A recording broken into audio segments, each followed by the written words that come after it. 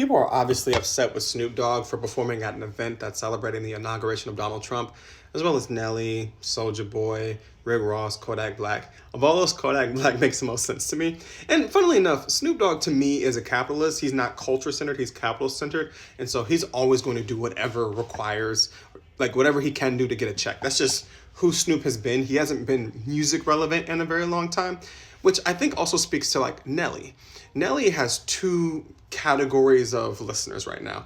It's the people who listen to the music he made with Florida Georgia Line and people nostalgic for the Nellyville album. And I think that he's looking to capitalize on one of those groups of people.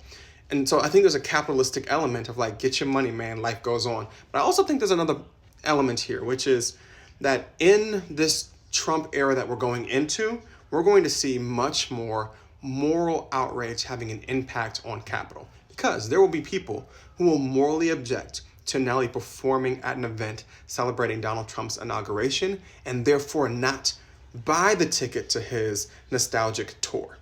And so artists are going to have to weigh, if they're going to be public in these ways, how it will impact their capital. Now, if Nelly believes that this will open up doors for him, then he'll take that risk.